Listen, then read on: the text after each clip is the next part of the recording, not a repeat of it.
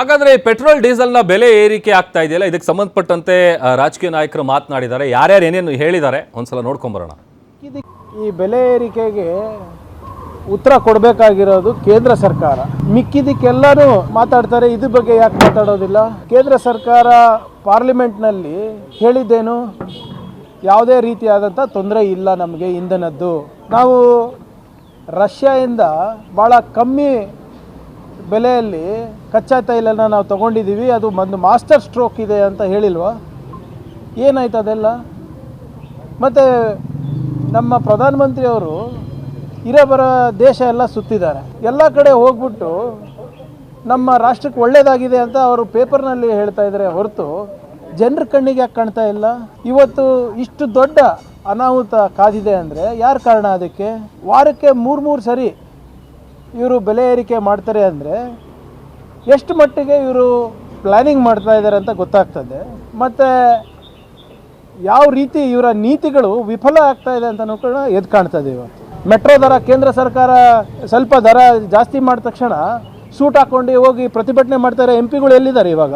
ಎಲ್ಲ ಇದ್ದಾರೆ, ಯಾಕೆ ಮಾತಾಡ್ತಾ ಇಲ್ಲ? ಇವರಿಗೆಲ್ಲ ಆಯ್ಕೆ ಮಾಡಿರೋದು ಮನ್ ಕಿ ಬಾತ್ ಕೇಳಕ್ಕ, ಏನು ಜನ್ ಕಿ ಬಾತ್ ಕೇಳಕ್ಕ? ಇದ್ರ ಉತ್ತರ ಅವರೇ ಕೊಡಬೇಕು. ಹೊರೆ ಆಗಲ್ಲ ರೀ.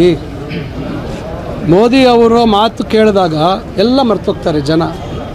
ಮೋದಿ ಅವರ ಮನ್ ಕಿ ಬಾತ್ ಕೇಳಿದ ತಕ್ಷಣ ಪೆಟ್ರೋಲ್ ಬೆಲೆ ಜಾಸ್ತಿ ಆದರೂ ಪರವಾಗಿಲ್ಲ, ಚಿನ್ನದ ಮೇಲೆ ಅದಕ್ಕೆ ಒಂದು ಸುಂಕ ಹಾಕಿದ್ರೂ ಪರವಾಗಿಲ್ಲ,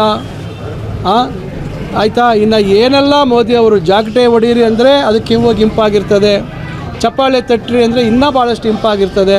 ಅದರಿಂದ ಒಂದು ರೀತಿ ಏನಂದರೆ ಮಕ್ಕಳು ಅಳುವಂಥ ಸಂದರ್ಭದಲ್ಲಿ ಲಾಲಿ ಆಡ್ತೀವಲ್ಲ, ಆ ಮಗು ಎಷ್ಟೇ ನೋವಿರಲಿ ತಾಯಿಯ ಲಾಲಿಗೆ ಅದು ಮಲಗಿಬಿಡುತ್ತೆ. ಇವತ್ತು ನಾವೆಲ್ಲ ಮೋದಿ ಅವರ ಲಾಲಿ ಅವರ ಲೀಲೆಗಳಲ್ಲಿ ಮಗ್ನರಾಗ್ಬಿಟ್ಟಿದ್ದೀವಿ, ಮುಳುಗೋಗಿದ್ದೀವಿ.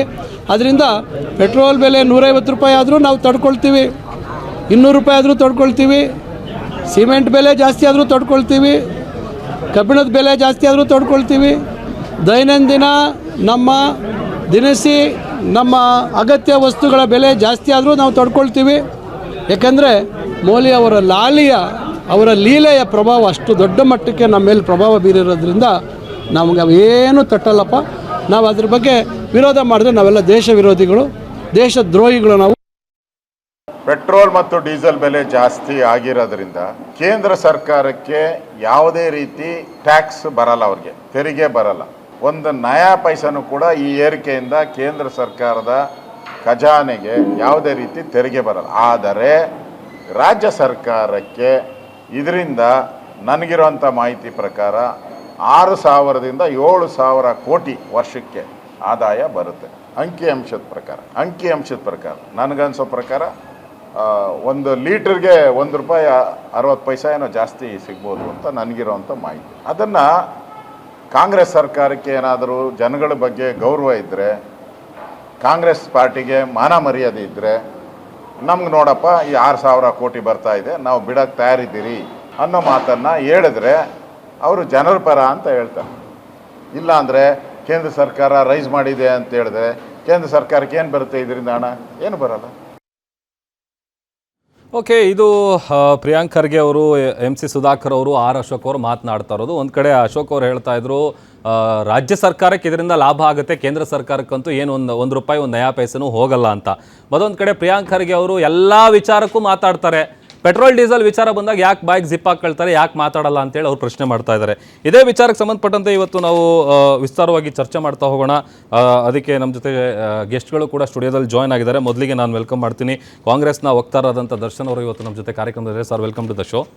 ಹಾಗೆಯೇ BJP ವಕ್ತಾರರಾದಂಥ ದಿಲೀಪ್ ಕುಣಿಗಲ್ ಅವರು ಕೂಡ ಇವತ್ತು ನಮ್ಮ ಕಾರ್ಯಕ್ರಮದಲ್ಲಿ ಜಾಯ್ನ್ ಆಗಿದ್ದಾರೆ. ಸರ್, ನಿಮಗೂ ಕೂಡ ಕಾರ್ಯಕ್ರಮಕ್ಕೆ ಸ್ವಾಗತ. ಹಾಗೆ ಇನ್ನೊಂದಷ್ಟು ಗೆಸ್ಟ್ಗಳು ಕೂಡ ಜಾಯ್ನ್ ಆಗ್ತಾರೆ ಕೆಲವೇ ಹೊತ್ತಿನಲ್ಲಿ. ಮೊದಲಿಗೆ ನಾನು ದಿಲೀಪ್ ಕುಣಿಗಲ್ ಅವರನ್ನು ಪ್ರಶ್ನೆ ಮಾಡೋಕ್ಕೆ ಬಯಸ್ತೀನಿ. ಸರ್, ಕಳೆದ 10 ದಿನದಲ್ಲಿ 3ನೇ ಬಾರಿಗೆ ಪೆಟ್ರೋಲ್ ಡೀಸೆಲ್ ಬೆಲೆ ಜಾಸ್ತಿ ಆಗಿರೋದು, ಇನ್ನೂ ಜಾಸ್ತಿ ಆಗುತ್ತಂತೆ. ಐ ಡೋಂಟ್ ನೋ ಆಗುತ್ತೋ ಇಲ್ವೋ ಅಂತ ಗೊತ್ತಿಲ್ಲ. ಬಟ್ ನೀವು ಹೇಳಿ, ಇದು ಬಡವರ ಪರ, ರೈತರ ಪರ ಸರ್ಕಾರ ಅಂತ ಅಂದರೆ ಇದೇನಾ? ಸರ್ ನೋಡಿ, ಆಫ್ಟರ್ 2010 ಮನಮೋಹನ್ ಸಿಂಗ್ ಸರ್ಕಾರ ಅವತ್ತೇನು ಮಾಡ್ತಾರೆ, ಡಿರೆಗ್ಯುಲೇಟ್ ಮಾಡ್ತಾರೆ.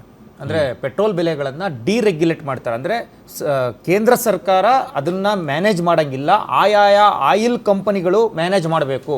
ಅದನ್ನು ಪ್ರತಿನಿತ್ಯ ಬದಲಾವಣೆ ಆಗಿರ್ಬೋದು, ಅಥವಾ 15 ದಿವಸಕ್ಕೊಂದ್ಸಲ ಬದಲಾವಣೆ ಆಗಿರ್ಬೋದು, ತಿಂಗಳಿಗೊಂದ್ಸಲ ಬದಲಾವಣೆ ಆಗಿರ್ಬೋದು, ಆಯಿಲ್ ಕಂಪನಿಗಳು ಬದಲಾವಣೆ ಮಾಡಬೇಕು ಅಂತ ಮಾಡ್ತಾರೆ. ಅಂದರೆ ಪೆಟ್ರೋಲ್ದು 2016ರಲ್ಲಿ ನರೇಂದ್ರ ಮೋದಿ ಅವರ ಸರ್ಕಾರ ಡೀಸೆಲ್ ಬೆಲೆಯನ್ನು ಡಿರೆಗ್ಯುಲೇಟ್ ಆಯಾ ಕಂಪನಿಗಳೇ ಮಾಡಬೇಕು ಅಂತೇಳಿ ಕಾನೂನನ್ನು ರಚನೆ ಮಾಡ್ತಾರೆ.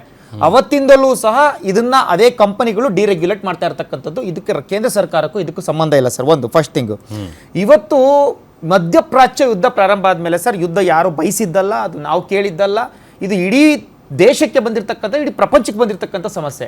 ಅವು ಆಗ ಅದ್ರ ಪ್ರಕಾರ ನೋಡ್ತಾ ಹೋದರೆ ನಾವು ಇಡೀ ಪ್ರಪಂಚದಲ್ಲಿ ಎಲ್ಲ ದೇಶಗಳ, ಈವನ್ ಅಮೇರಿಕಾಯಿಂದ ಹಿಡಿದು ಲಂಡನ್ನಿಂದ ಹಿಡಿದು ಜರ್ಮನಿ, ಜಪಾನ್ ಎಲ್ಲ ದೇಶಗಳಿಂದ ಎಕ್ಸೆಪ್ಟ್ ರಷ್ಯಾ, ಮಿಕ್ಕಿದ ಎಲ್ಲ ದೇಶಗಳದ್ದು ಸಹ 40%, 45%, 50% ಜಾಸ್ತಿ ಆಗಿದೆ.